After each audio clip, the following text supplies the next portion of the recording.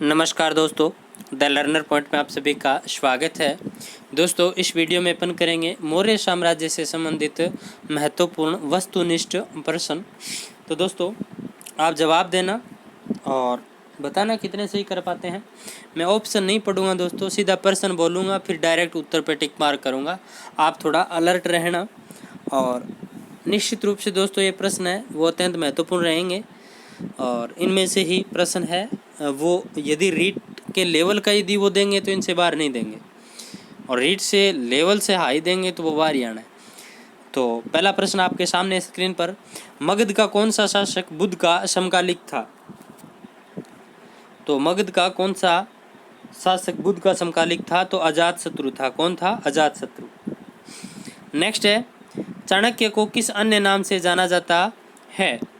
तो चाणक्य को किस अन्य नाम से जाना जाता है? इसका राइट आंसर हो जाएगा विष्णुगुप्त नाम से। किस नाम से? विष्णुगुप्त। नेक्स्ट है, मेगस्थनीज द्वारा किस ग्रंथ से भारत के मौर्यकालीन इतिहास का पता चलता है? तो मेगस्थनीज ने दोस्तों इंडिका नामक ग्रंथ लिखा था। पीछे रीट में ये प्रश्न आ चुका। नेक्स्ट है, अपने साम्राज्य विस्तार में चंद्रगुप्त मौर्य को किसने सहायता प्रदान की थी?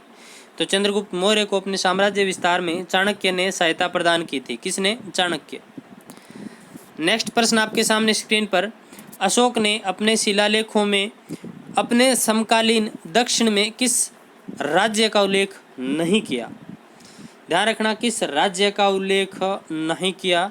तो कुषाण का नहीं किया। किसका? कुषाण।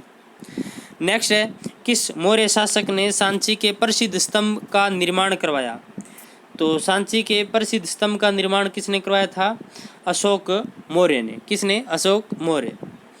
नेक्स्ट प्रश्न आपके सामने स्क्रीन पर है, किस मौर्य शासक ने जैन धर्म ग्रहण कर संलेखना पद्धति से मृत्यु का वर्ण किया?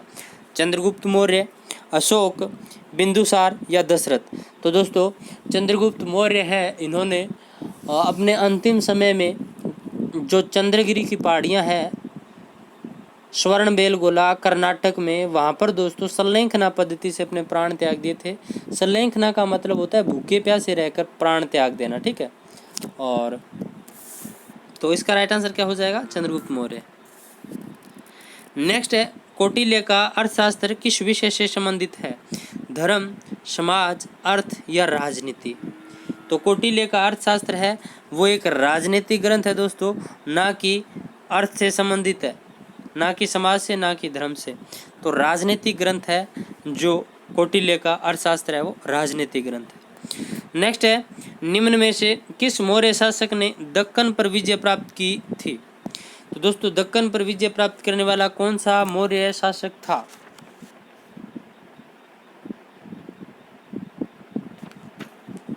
तो इसका राइट आंसर हो जाएगा चंद्रगुप्त मौर्य। नेक्स्ट प्रश्न, मौर्य काल में शिक्षा का सर्वाधिक प्रसिद्ध केंद्र कौन सा था? तो मौर्य काल में शिक्षा का सर्वाधिक प्रसिद्ध केंद्र इनमें से कौन सा था? तक्षशिला। नेक्स्ट प्रश्न है, मौर्य काल में भाग एवं बलि क्या थे? तो दोस्तों, मौर्य काल में भाग और बलि है वो दोनों ही क्या थे? कर थे। याद रखना, भाग और बलि क्या थे? कर थे, दोनों के दोनों ही। बलि की यदि बात करूं दोस्तों, तो ये भूराशों से संबंधित कर था, और जो भाग है वो भी दोस्तों एक प्रकार का कृषि उपज पर लगने वाला क्या था? कर था। नेक्स्ट है, मेगस्थनीज ने इंडिका में भारतीय समाज को कितने वर्गों में वर्गीकृत किया? तो दोस्तों, मेगस्थनीज ने इंडिका नामक पुस्तक लिखी। इंडिका नामक पुस्तक में दोस्तों इसने क्या किया? 7 प्रकार की जातियों का उल्लेख किया। कितने प्रकार की? 7 प्रकार की जातियों का उल्लेख, जो कि बिल्कुल असत्य बात है, क्योंकि दोस्तों मौर्य काल में जाति व्यवस्था नहीं थी, वर्ण व्यवस्था थी। आपने पढ़ा होगा जो वैदिक काल है, वैदिक काल में आपने पढ़ा कि जो ऋग्वेदिक काल, उत्तरवेदिक काल। ऋग्वेदिक काल में जो वर्ण व्यवस्था है वो क्रम आधारित थी। वहाँ पर एक कथन मिलता है, मैं अन्न पीस, मेरी माँ अन्न पीसने वाली, मैं मिस्त्री, ऐसे करके कथन मिलता है। मेरे पिता भिषज हैं, ठीक है, इस तरह से एक कथन मिलता है। यानी वहाँ पर क्या था? क्रम के अनुसार वर्ण था वैदिक काल में। उत्तर वैदिक काल में क्या हुआ? जो वर्ण व्यवस्था थी वो जन्म आधारित हो गई, और आगे मौर्य काल में भी वर्ण व्यवस्था थी, ना कि जाति व्यवस्था। जाति व्यवस्था गुप्त काल में जाकर आएगी। ठीक है, नेक्स्ट है, तो 7 हो जाएगा इसका उत्तर, 7 प्रकार का। नेक्स्ट है, अशोक के किस अभिलेख में उसकी कलिंग विजय का उल्लेख मिलता है? तो दोस्तों, पड़ोसियों के लिए अपन किस शब्द का प्रयोग करते हैं? तू तेरे मैं मेरे। लड़ाई हो जाए तो अपन ऐसे बोलते हैं ना, तू तेरे मैं मेरे। तो 13वां कौन सा? 13वां है वो अशोक के कलिंग विजय से संबंधित ये है उल्लेख, अभिलेख। नेक्स्ट है, निम्न में से किस स्तंभ में अशोक ने स्वयं को मगध का सम्राट बताया? तो किस अभिलेख में मौर्य ने स्वयं को क्या बताया? मगध का सम्राट बताया। तो भाब्रू, भाब्रू स्तंभ लेख में। नेक्स्ट प्रश्न आपके सामने स्क्रीन पर है, ब्राह्मी लिपि में रचित अशोक के अभिलेखों को सर्वप्रथम किसने पढ़ा? आपके लिए प्रश्न छोड़ रहा हूँ, अशोक के जो शिला अभिलेख हैं उनकी खोज किसने की? सबसे पहले अशोक के अभिलेखों की खोज किसने की वो बताओ, और इसका उत्तर बताओ। सर्वप्रथम किसने पढ़ा? तो पढ़ा था जेम्स प्रीशेप ने। किसने? जेम्स प्रीशेप ने। और खोजा किसने था? अशोक के जो अभिलेख थे इनको खोजने वाला व्यक्ति था टिफिन थेलर। याद रखना, टिफिन थेलर। नेक्स्ट है, वी.ए. स्मिथ के अनुसार भारत का वैज्ञानिक सीमा निर्धारित करने वाला प्रथम शासक कौन था? तो वी.ए. स्मिथ के अनुसार भारत का वैज्ञानिक सीमा निर्धारण करने वाला प्रथम शासक था चंद्रगुप्त मौर्य। कौन था? चंद्रगुप्त मौर्य। नेक्स्ट है, मौर्य काल में प्रचलित विनिमय का माध्यम क्या था? तो दोस्तों, जो मौर्य काल में विनिमय का माध्यम क्या था? तो इसका राइट आंसर हो जाएगा पण। ये क्षण दोस्तों गलत लिखा गया है, पण है। पण दोस्तों एक चांदी का सिक्का था। क्या था? चांदी का सिक्का। ध्यान रखना, पण क्या था? चांदी का सिक्का था। और इसी को दोस्तों धरण भी कहते थे, कासार्पण भी कहते थे। और ये राजकीय सिक्का था, और यही वस्तु विनिमय का क्या था? माध्यम था। यानी पण लो वस्तु दो, इस तरह का सिस्टम। इसके अलावा दोस्तों कई सिक्कों का और भी उल्लेख मिलता है। निष्क जो सोने का सिक्का था, मास्क तांबे का सिक्का था, काकणी, ठीक है, यह तांबे का छोटा सिक्का था। ठीक है, तो ये मुद्राएं थी दोस्तों मौर्य काल से संबंधित। और जो आगे चलिए, नेक्स्ट प्रश्न है, मौर्य साम्राज्य के पतन के लिए ब्राह्मण प्रतिक्रियावादी उत्तरदायी था, उक्त कथन किसका है? तो इसका राइट आंसर क्या हो जाएगा? यह है हरप्रसाद शास्त्री। नेक्स्ट है, चंद्रगुप्त मौर्य के समय पाटलिपुत्र का नगर प्रशासन एक समिति संचालित करती थी, जिसके सदस्यों की संख्या कितनी होती थी? तो इसका राइट आंसर हो जाएगा दोस्तों 30। क्या हो जाएगा? 30। 6 समितियों का उल्लेख मिलता है दोस्तों। देखिए दोस्तों, मैं ये बता रहा था ना, जो नगर प्रशासन था उसमें दोस्तों 6 समितियों में विभाजित किया गया था। नगर प्रशासन को कितनी समितियों में? 6 समितियों में। प्रत्येक समिति में 5 सदस्य होते थे। कितने? 5। तो 6 × 5 बराबर कितने हो गए? 30। इस तरह से ये 30 है। ठीक है, नेक्स्ट है, सभी मनुष्य मेरी संतान है, अशोक का कथन उसके किस अभिलेख में उत्कीर्ण है? तो इसका राइट आंसर क्या हो जाएगा? पहला पृथक शिलालेख। नेक्स्ट है, बिंदुसार ने अशोक को किस क्षेत्र में विद्रोह को समाप्त करने हेतु भेजा था? तो बिंदुसार ने अशोक को किस क्षेत्र के विद्रोह को समाप्त करने हेतु भेजा? अवंती, दक्षिणापथ, प्राच्य या तक्षशिला? तो इसका राइट आंसर क्या हो जाएगा? तक्षशिला।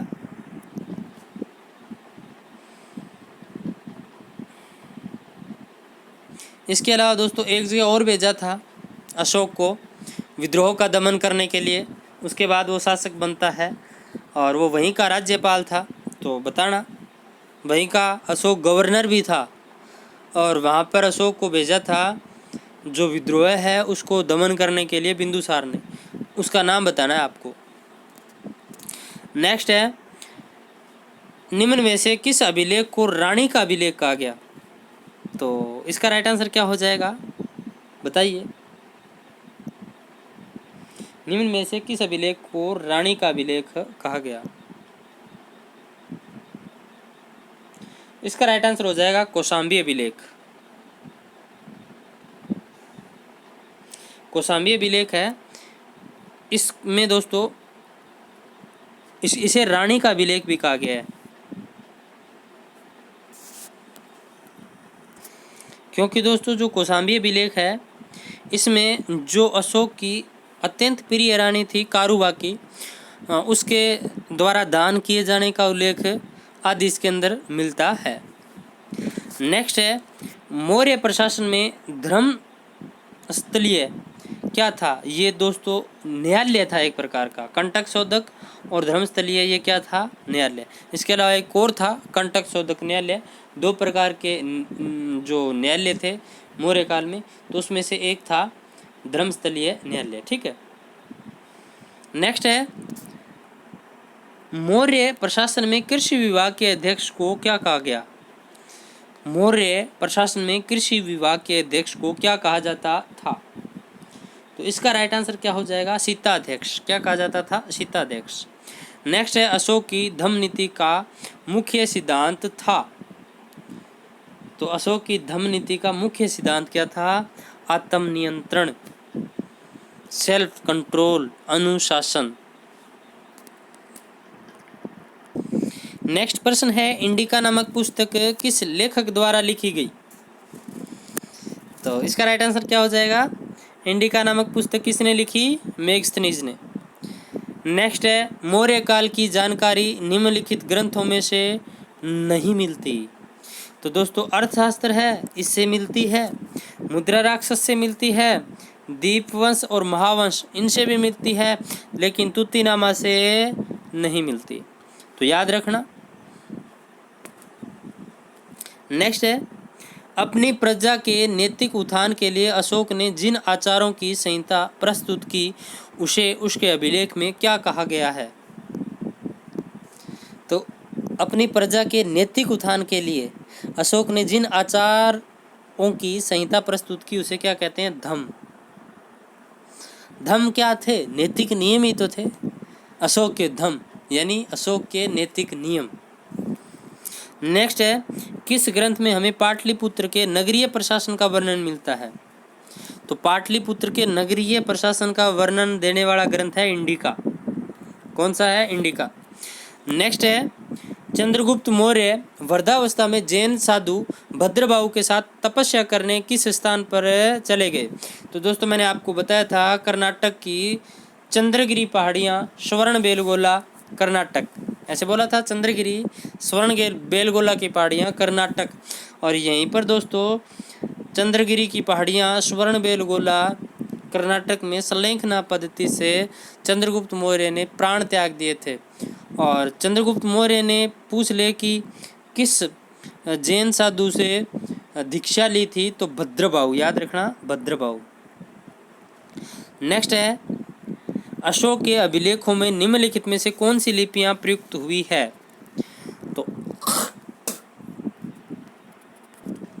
तो बताइए इसका राइट आंसर। तो सारी हुई है दोस्तों, ब्राह्मी भी, ख्रोष्टी भी, अरामाइक और ग्रीक। ठीक है, उपरोक्त सभी। नेक्स्ट है, अशोक ने अपने अभिषेक के 20वें वर्ष किस स्थान की यात्रा की? वह वहाँ का ग्राम कर मुक्त घोषित कर 1/8 भाग लेने की घोषणा की। तो दोस्तों इसका राइट आंसर हो जाएगा लुम्बिनी। 20वें वर्ष इन्होंने क्या की थी? लुम्बिनी की यात्रा की थी।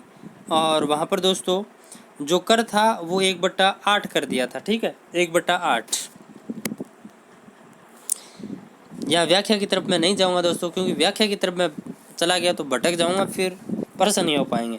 नेक्स्ट है, किस मौर्य शासक की उसके सेनापति द्वारा हत्या कर दी गई? तो इसका राइट आंसर क्या हो जाएगा? बृहदत्त। किस मौर्य शासक की उसके सेनापति द्वारा हत्या कर दी गई? बृहदत्त ने कर दी थी। नेक्स्ट है,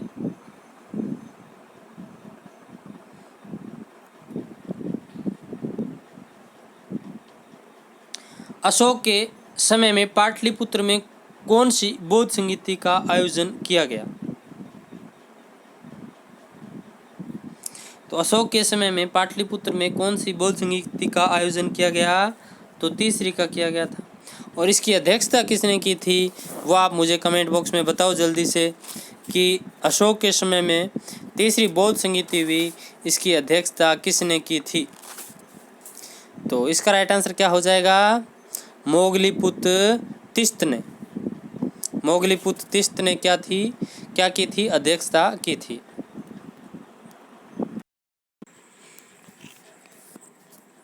अगला प्रश्न है, मौर्य काल में प्रचलित विनिमय का माध्यम कौन सा सिक्का था? तो इसका राइट आंसर क्या हो जाएगा? पर्ण था। कौन सा था? पर्ण। यानी मौर्य काल में प्रचलित विनिमय का माध्यम कौन सा सिक्का था? तो पर्ण था। नेक्स्ट है, अशोक के शिलालेख में कलिंग नरसंहार का वर्णन मिलता है। तो 13वें में। कौन से में? 13वें में। नेक्स्ट प्रश्न देखिए, अशोक के किस अभिलेख में चोल, पांड्य, केरल पुत्र और सतीय पुत्रों का अपने पड़ोसी के रूप में उल्लेख मिलता है? तो इसका राइट आंसर क्या हो जाएगा? द्वितीय शिलालेख। कौन से में? द्वितीय शिलालेख में। नेक्स्ट है, अशोक के काल में किस देश के राजा ने उसके समान देवानाम प्रियदर्शी की उपाधि ग्रहण की? इंपॉर्टेंट प्रश्न है, अशोक के काल में किस देश के राजा ने उसके समान देवानाम प्रिय की उपाधि धारण की? तो श्रीलंका के राजा तिस्त ने। ठीक है, श्रीलंका के राजा तिस्त ने।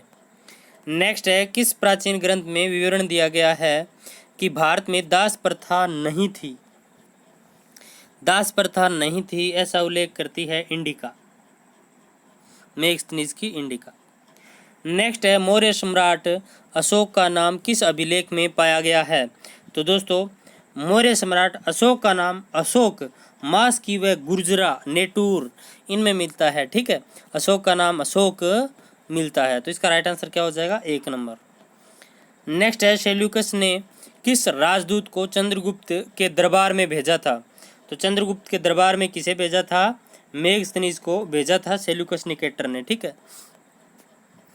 नेक्स्ट है, भारतीय इतिहास में पहला शासक कौन था जिसने राजनीतिक जीवन में हिस्सा के त्याग का सिद्धांत सामने रखा? इंपॉर्टेंट प्रश्न है। तो इसका राइट आंसर क्या हो जाएगा? अशोक। नेक्स्ट है, बिंदुसार के समय में तक्षशिला में विद्रोह हुआ, उसे दबाने के लिए बिंदुसार ने किसको भेजा? तो तक्षशिला में जो विद्रोह हुआ था उसको दबाने के लिए अशोक को भेजा था। किसको? अशोक को। नेक्स्ट प्रश्न है, चंद्रगुप्त के शासनकाल में कृषि विभाग के अध्यक्ष को क्या कहा जाता था? तो चंद्रगुप्त मौर्य के शासनकाल में कृषि विभाग के अध्यक्ष को शीताध्यक्ष कहते थे। क्या कहते थे? शीताध्यक्ष। नेक्स्ट है, अमित्रघात के नाम से कौन सा मौर्य राजा जाना जाता था? तो अमित्रघात के नाम से किसे जाना जाता था? बिंदुसार को। नेक्स्ट है, चंद्रगुप्त मौर्य ने नंदवंश के किस शासक को पराजित किया था? तो चंद्रगुप्त मौर्य ने नंदवंश के किस शासक को पराजित किया? तो घनानंद को। किसको? घनानंद। नेक्स्ट है, निम्नलिखित में से मौर्य काल का मुख्यतः भूमिकर था? तो इसका राइट आंसर क्या हो जाएगा? भाग। कौन सा था? भाग।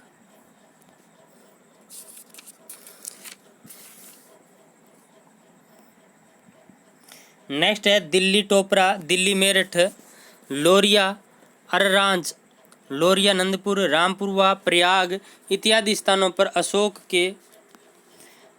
के क्या मिले? तो अशोक के स्तंभ लेख मिले थे। क्या मिले थे? स्तंभ लेख।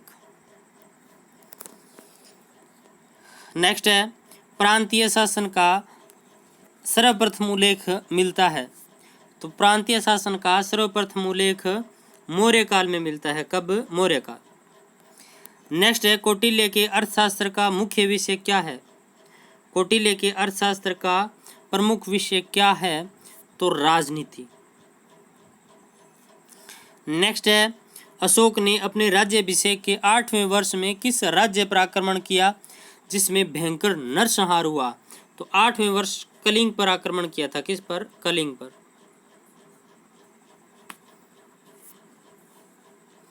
नेक्स्ट है, सम्राट अशोक पर बौद्ध धर्म का प्रभाव डालने वाले व्यक्तित्वों में या व्यक्तियों में निम्नलिखित में से नहीं था। कौन नहीं था? तो कौन नहीं था? फायान नहीं था।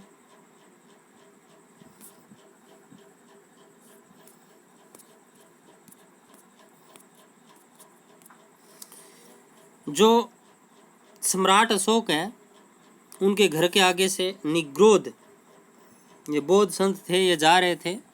इनसे अशोक ने पूछा कि आप कौन? तो इसने बताया, बौद्ध भिक्षु ने, कि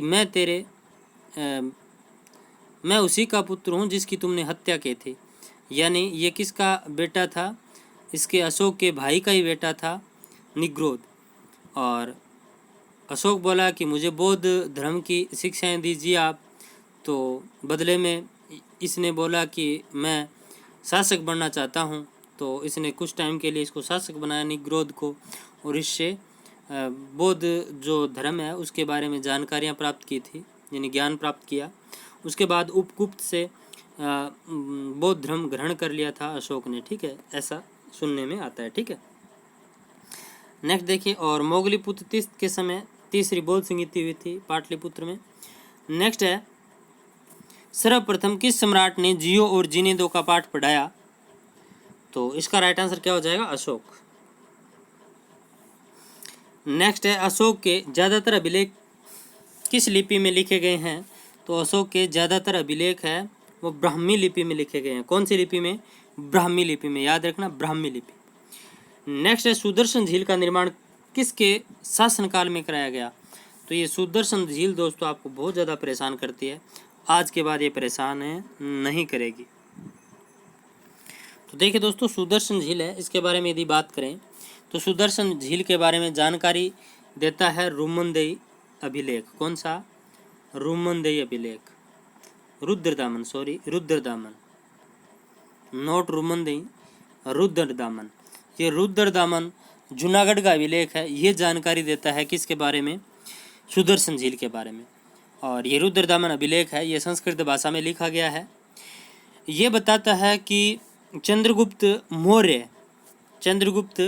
मौर्य का जब शासन था भारत के अंदर, उस टाइम यहाँ का गुजरात के गिरनार में ये पड़ती है सुदर्शन झील।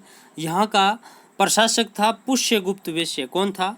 पुष्यगुप्त वैश्य। और चंद्रगुप्त मौर्य के निर्देशन में इसका निर्माण किया था पुष्यगुप्त वैश्य ने। तो यहाँ पर इसका राइट आंसर क्या हो जाएगा? चंद्रगुप्त मौर्य।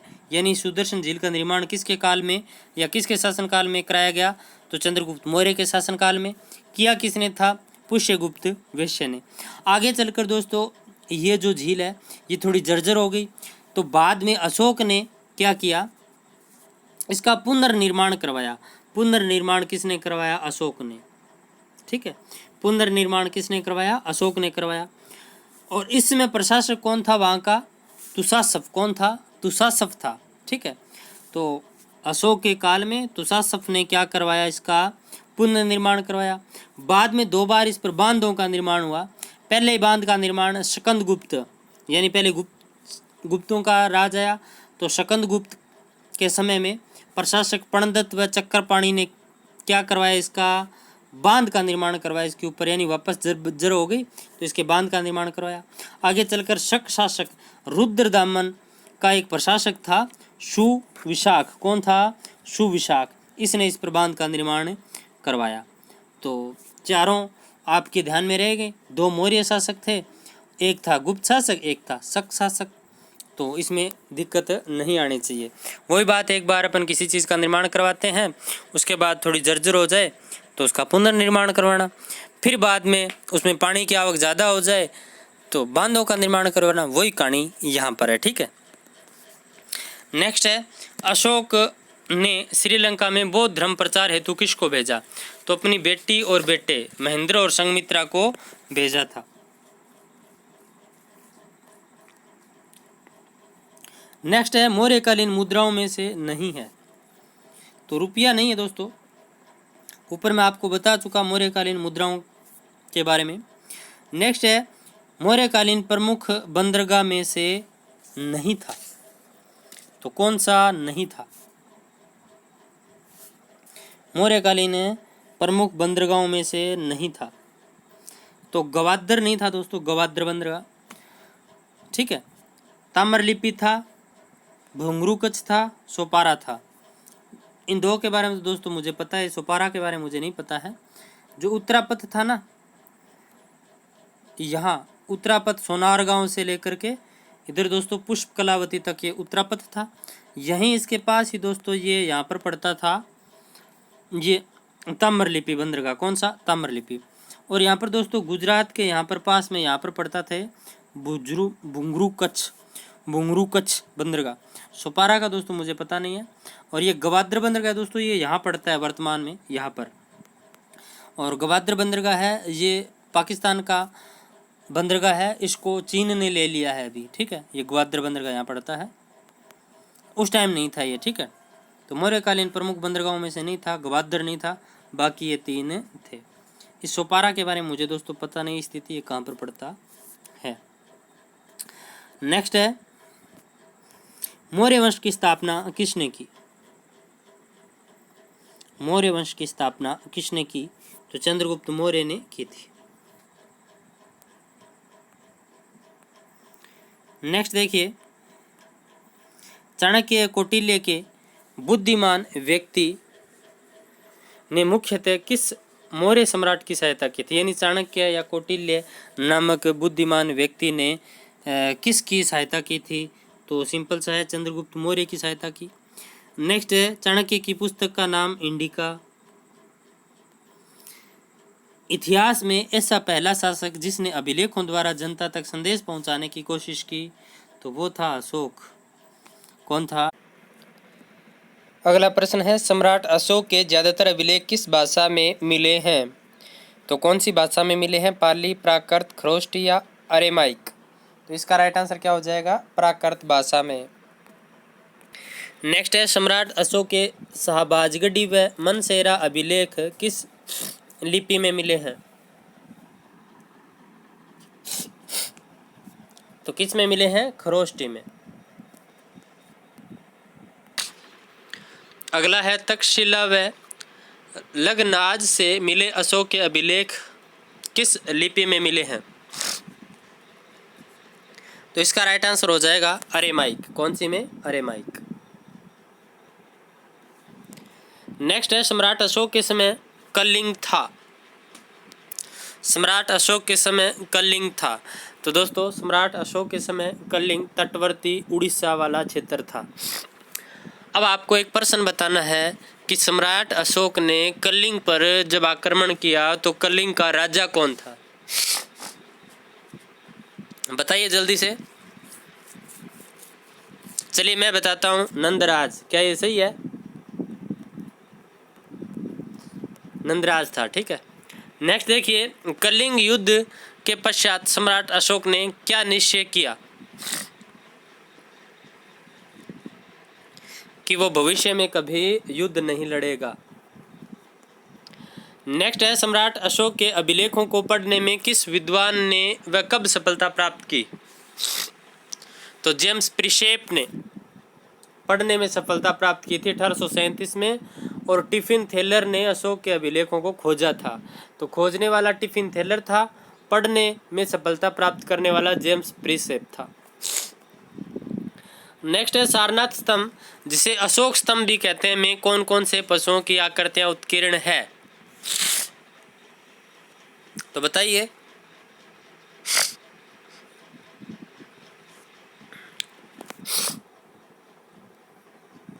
बैल और सिंह है, और हाथी और अश्व है। 4 पशु आकृतियां हैं, ठीक है। हाथी, अश्व, बैल और सिंह, ये 4 पशु आकृतियां हैं सारनाथ के स्तंभ में। नेक्स्ट देखिए, सारनाथ स्तंभ के चक्कर में कितनी तीलियां हैं? 32, 24, 12 या 6? तो इसका राइट आंसर क्या हो जाएगा? 24। नेक्स्ट है सम्राट अशोक के 14 शिलालेख 8 भिन्न भिन्न स्थानों से प्राप्त हुए। निम्नलिखित स्थानों को सुमेलित करना है।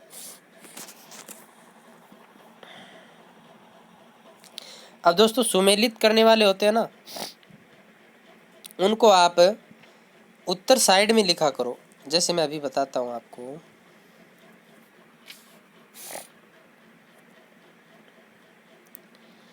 शहबाजगढ़ी ये कहाँ से मिला? तो ये पाकिस्तान के पेशावर से, तो इधर लिख दो उत्तर। ये मनसेरा पाकिस्तान के हजारा जिले से, सही है ये। 2 कलसी तो उत्तराखंड के देहरादून से, इधर 3 लिख दिया। गिरनार गुजरात के काठियावाड़ से, इधर 4। तो 1 2 3 4, तो कौन से में 1 2 3 4? पहले में ही। नेक्स्ट है, मौर्य वंश के संस्थापक चंद्रगुप्त मौर्य के राजनीतिक गुरु और प्रधानमंत्री का नाम था? राक्षस, विशाखादत्त, विष्णुगुप्त, प्रणदत्त। तो क्या था? मौर्य वंश के संस्थापक चंद्रगुप्त मौर्य के राजनीतिक गुरु और प्रधानमंत्री का नाम है विष्णुगुप्त। चंद्रगुप्त मौर्य के बाद शासक हुआ था बिंदुसार, उसके प्रधानमंत्री का नाम बताओ आप। चाणक्य तो था ही, चाणक्य के अलावा एक और था, उसका नाम आप मुझे कमेंट बॉक्स में जल्दी से बताइए। नेक्स्ट इनको सुमेलित करना है, पुस्तकें हैं। तो देखिए, अर्थशास्त्र, इंडिका, मुद्रा राक्षस, परिशिष्ट पर्वन। तो देखिए, अर्थशास्त्र की रचना किसने की थी? कौटिल्य।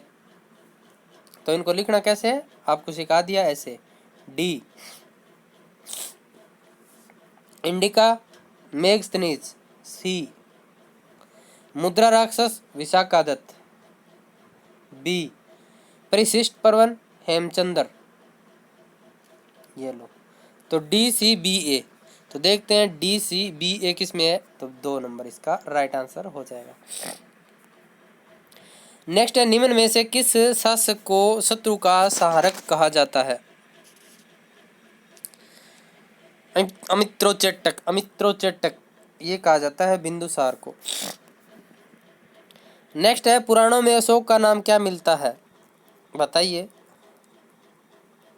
पुराणों में अशोक का नाम अशोक वर्धन मिलता है। क्या मिलता है? अशोक वर्धन। नेक्स्ट है, दिव्य दान के अनुसार अशोक को बौद्ध धर्म में किसने दीक्षित किया? तो उपगुप्त ने किया था। किसने? उपगुप्त। नेक्स्ट देखिए, मौर्य काल के आहत सिक्के किस नाम से जाने जाते थे? तो मौर्य काल के आहत या पंचमारक सिक्के किस नाम से जाने जाते थे? तो पण। किस नाम से? पण। ये इनकी मुद्रा थी दोस्तों, पण। चांदी का सिक्का था ये।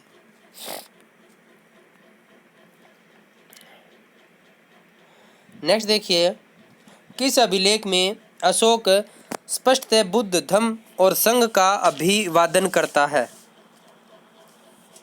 तो भाब्रू शिलालेख में। नेक्स्ट देखिए, स्वर्ण बेलगोला स्थित है?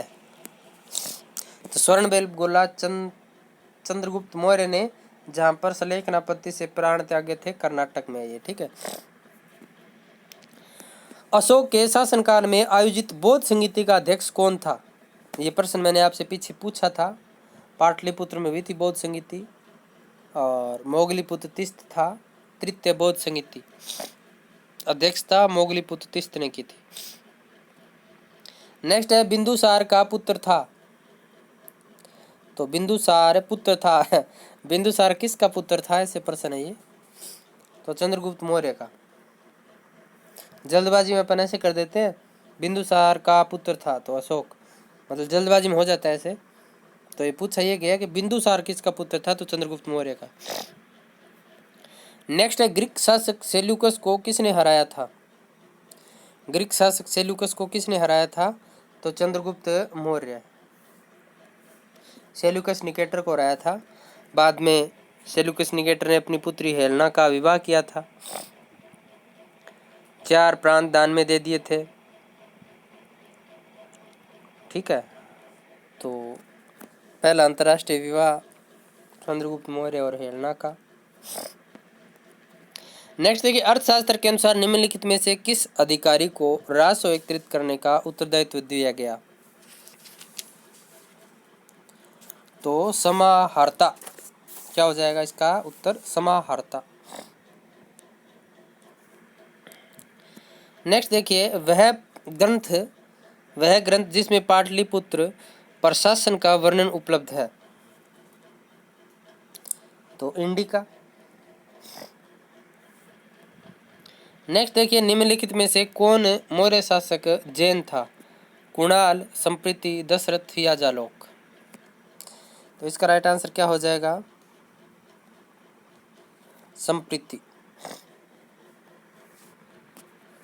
नेक्स्ट देखिए, निम्नलिखित में से किस पुस्तक में चंद्रगुप्त मौर्य को वर्षल कहा गया है? वर्षल निम्न कुल का, तो मुद्रा राक्षस में, विशाखादत्त की मुद्रा राक्षस।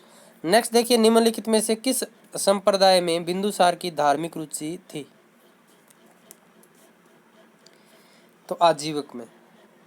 बिंदुसार आजीवक संप्रदाय में अपनी आस्था रखता था। नेक्स्ट देखिए, अशोक के किस अभिलेख में यह घोषणा की गई कि सभी मनुष्य मेरी संतान की भांति है? यह की गई थी प्रथम वर्ध शिलालेख में। किसमें? प्रथम वर्ध शिलालेख। नेक्स्ट है, रोमन देही स्तंभ किसके शासनकाल का है? तो अशोक के। नेक्स्ट देखिए, निम्नलिखित में से किस स्रोत या स्रोतों से विदित होता है कि कलिंग में अशोक ने घमासान युद्ध किया? तो बताइए। अशोक का 13वां शिलालेख। तो इसका उत्तर हो जाएगा केवल 2। नेक्स्ट है, अशोक का कौन सा अभिलेख धार्मिक सहिष्णुता के सिद्धांत को समर्पित है? धार्मिक सहिष्णुता के सिद्धांत को समर्पित कौन सा है? तो द्वादश शिलालेख। नेक्स्ट है, निम्नलिखित अभिलेखों में से किस में चंद्रगुप्त मौर्य एवं अशोक, ये थोड़ा कटा हुआ है दोस्तों, मैंने उत्तर काट दिए इनके, ठीक है। ये लीजिए, अशोक दोनों का नाम मिलता है? तो रुद्रदामन का जूनागढ़ अभिलेख में चंद्रगुप्त मौर्य एवं अशोक दोनों का नाम मिलता है। और रुद्रदामन का जूनागढ़ अभिलेख है, इसमें ही वो उल्लेख मिलता है कि इन्होंने कौन सी झील का जीर्णोद्धार करवाया था? चंद्रगुप्त मौर्य का जो राज्यपाल था कौन था? पुष्यगुप्त वैश्य, जिसने कौन सी झील का निर्माण करवाया था? सुदर्शन झील का निर्माण। बाद में अशोक ने उसका जीर्णोद्धार करवाया था ना। 4 शासकों के बारे में ऊपर बता चुका आपको अच्छे से। नेक्स्ट देखिए, कौटिल्य के अर्थशास्त्र में उल्लेखित संस्था शब्द का संबंध है? वित्तीय प्रशासन से, गुप्तचर व्यवस्था से, न्याय प्रशासन से, कर व्यवस्था से? तो बताइए। तो इसका राइट आंसर बताइए जल्दी से, क्या होगा?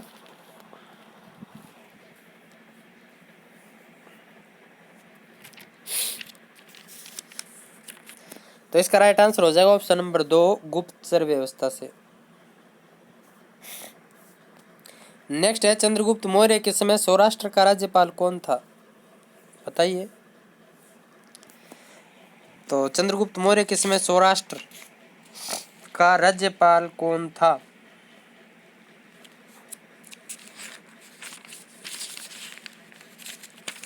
तो इसका राइट आंसर क्या हो जाएगा? पुष्यगुप्त वैश्य। नेक्स्ट देखिए, निम्नलिखित मौर्य शासकों पर विचार कीजिए, इनमें से किसकी उपाधि देवानाम प्रिय थी?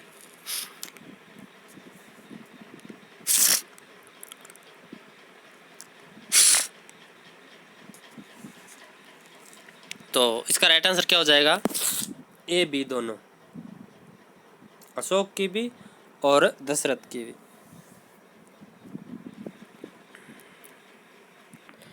नेक्स्ट देखिए, यूनानी और अरमी यानी अरेमाइक भाषा में खुदा अशोक का द्विभाषी उत्कीर्ण लेख मिलता है?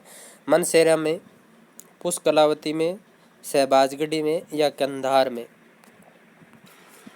तो इसका राइट आंसर क्या हो जाएगा? कंधार में। नेक्स्ट देखिए, राजूकों को क्या नियुक्त किया जाता था? राजूकों को क्यों नियुक्त किया जाता था? राजूक। तो राजूकों को नियुक्त किया जाता था कर वसूली के लिए। किसके लिए? कर वसूली के लिए। तो ये थे दोस्तों आज के महत्वपूर्ण प्रश्न। आपको कैसे लगे मुझे कमेंट बॉक्स में ज़रूर बताना। इसके साथ साथ वीडियो को लाइक करना, ज़्यादा से ज़्यादा शेयर करना।